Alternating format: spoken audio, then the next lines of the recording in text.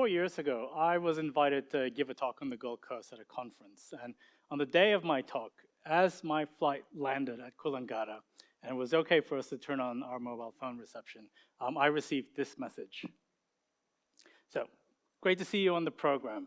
Are you able to meet with us? Of which I didn't recognize the numbers. I was kind of intrigued, so I replied with this.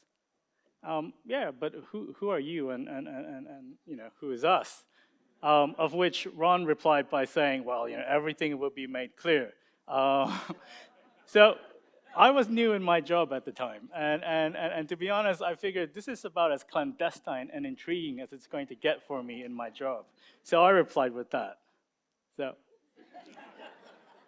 So I arrived at the convention center, I checked in, I sent Ron a text message. Ron came out to meet me and ushered me into a boardroom and introduced me to 8 national CEOs in the sector. And they dove straight into the conversation. They asked me questions like, you know, care robots, you know, is this something that's actually going to be real in the sector? Yes or no? Artificial intelligence, you know, machine learning, data, is this something that we need to invest in? Yes or no? The Uberification of aged care, is this something that's going to disrupt our sector? Yes or no? And I thought about this discussion that we had. I mean, and it sort of stayed with me over 4 years, the last 4 years. And here are a couple of things that I've learned from that discussion, right? Here's a little math problem. Now, help me out with this. 3 plus 4, on the count of 3. 1, 2, 3. Exactly. Thank you so much for that. And in a sense, when I think about that conversation and the questions that they were asking me, yes or no, I mean, they figured, or they thought they figured out the problem. And now they were looking for that right answer, right? So let's park that for a little bit. The second thing that I noticed with the questions that they were asking me, all centered around scarcity. How do we manage scarcity? And then the third bit, what was really interesting, and it wasn't spoken, was this sense of really grappling with this idea that each time there's reforms or change happening in the sector, it seemed almost as if we're changing to, well, kind of end up somewhere near to the status quo. Essentially, we're changing to maintain the same things, which is quite fascinating. But when you take the questions that they were asking me, which seemed quite technological at the time, you know, what they were really after were organizational solutions or answers. Things like, for example, how do we actually continue delivering quality service with the resources that we have? How do we actually build in systems so that our care staff could actually focus on caring better as opposed to being bogged down by doing paperwork and filing? And especially right now with the pandemic and last year with the bushfires, how do we actually maintain our services? Make sure that our residents, our clients, our staff are safe and we look after their well-being. These are really important questions. So maybe let's look at some of these points, if that's okay with you. Let's talk about scarcity. So when we think about scarcity, we generally have an economic perspective about scarcity. Essentially, the premise that we're working on here is, well, there are unlimited wants and needs, and, well, there are finite resources to meet those unlimited wants and needs. And essentially, when you have that perspective, you're left with 3 solutions. 1, you can grow. 2, you can be more efficient with your resources. And 3, you can lower your expectations, right? So you use fewer resources. What I'd like to share with you today, or propose to you, is the fact that I think there's a psychological dimension to dealing with scarcity. And if we don't look after that, or we don't sort of make amends for that, or fix it, there are really bad repercussions that happen throughout our organizations. So think about this one instance, right? Think about a hard and fast deadline that you have to meet. Maybe it's a presentation or a report. What would you do? I think for most of us, we'd focus on that deadline and that deliverable. Everything else falls to the wayside. It's not important in that short time frame. Now, imagine if you projected this way of sort of operating onto a complex environment like aged care, you know, where the complexity sort of defies geometry sometimes. And imagine this becomes your business as usual. 2 things would happen. One is that you start focusing on just urgent matters, and things further downstream start fading away. The second thing is that if scarcity is your main priority and dealing with that, most of your decisions would be based on the cost of things rather than the benefits. Now, if we take the two things together, these two elements together, you get something like this. So you focus so much on dealing and handling and tackling that scarcity that the solution before you is something that you don't recognize anymore because you've tunneled, right? So let's look at another dimension to the psychology of scarcity. I mean, think about an office or work environment that's faced with acute scarcity and everyone is under the pump and they're stressed out. I can bet you that not everyone's going to be behaving in their best behavior. It's normal, it's human nature.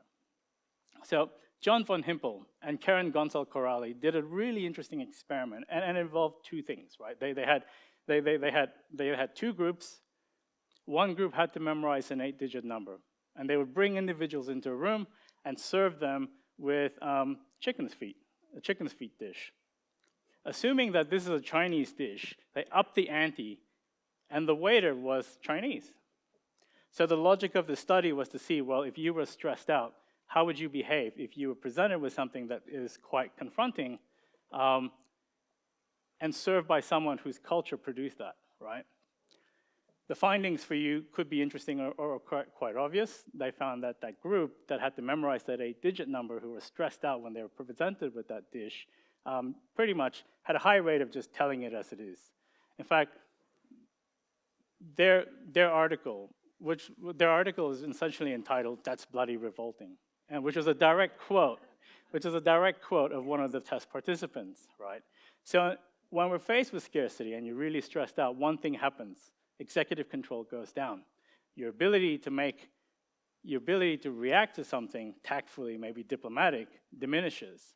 So let's park that one for a bit. Third dimension to scarcity is a little ad hoc research that I did. I travel around the country a fair bit. I meet a lot of people in the aged care sector, and so I'd engage with them and go, look, what do you do? What does your organization do? Get them to self-identify. Is your organization doing well? Are you doing okay? Or do you feel that you're struggling? You're working harder than you need to. So they tell me that. And then we do a scenario, a really simple scenario. So, take, for example, there's a vehicle in your transport fleet and it's not working today. What are you going to do to maintain services for your clients? So we talk through that. They tell me how they feel, and then we get them to do an IQ test. Then we move on to a second scenario, a harder scenario, and essentially then it becomes more scary or scarier. And the scenario might be, your team is the reason why your organization's being sanctioned by the government. How do you feel? What are you going to do with that? And then we do another set of tests. So what was fascinating with this was in the first scenario, test scores were pretty much about the same. There wasn't much variation. But when we moved to the harder scenario, those who felt or self-identified that their organizations were doing it a little bit rougher ended up scoring lower. In fact, in some instances, 13 to 15 points lower. Those who said their organizations were doing okay kind of maintained their scores. In a few instances, they scored a little bit higher.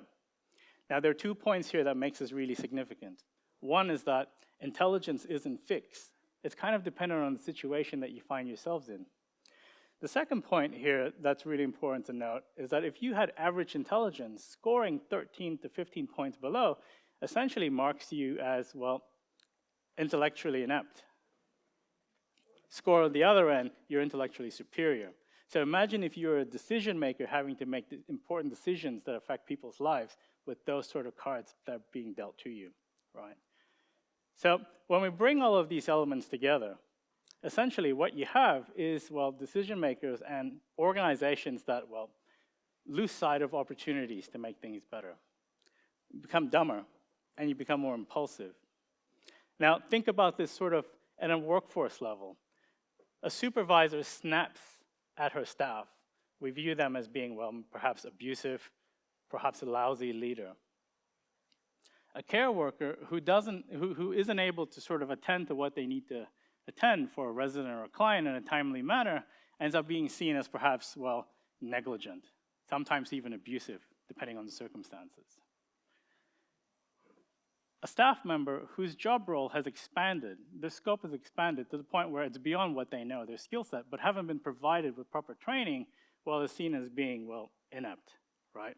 Or perhaps having qualifications that are not fit for industry.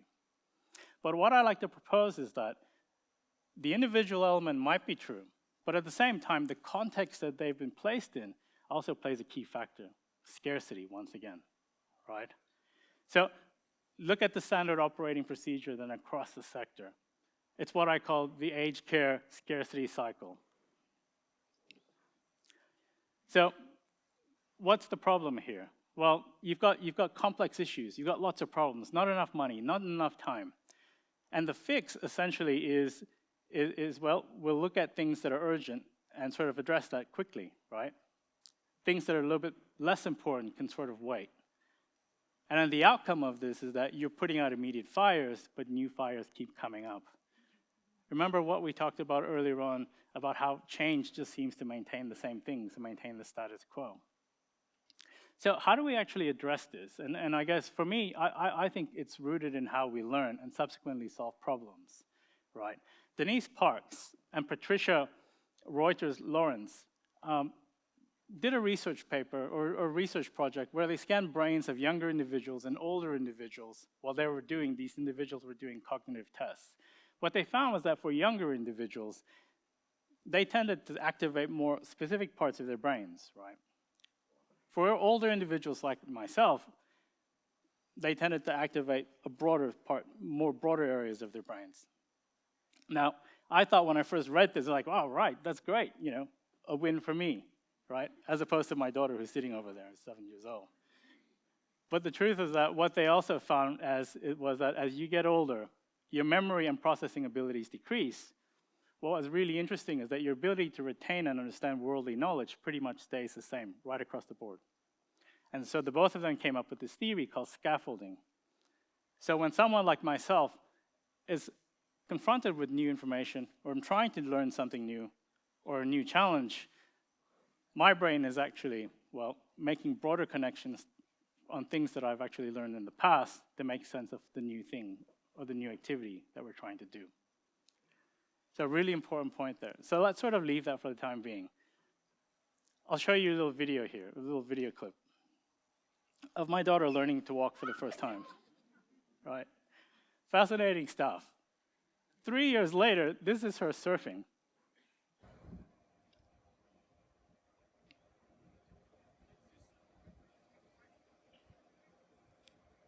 And she's hamming it up for a bunch of bystanders clapping her on. There we go. So, look, it's incredible stuff. She's an average kid. My point here isn't that she's an enfant terrible. It's just an average kid surfing, playing in the water. So, here's a video clip of me learning how to surf for the first time.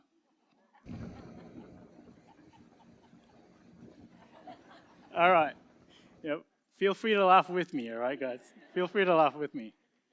So, we're essentially, contrary to that video, we're essentially a surfing family. Most holidays and most time spent together is normally at the beach, in the water, riding waves, and that's what we do, right?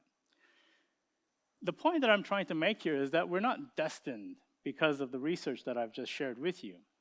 The point that I'd like to make is the direct opposite, is that our brains never stop learning, and we never stop getting better.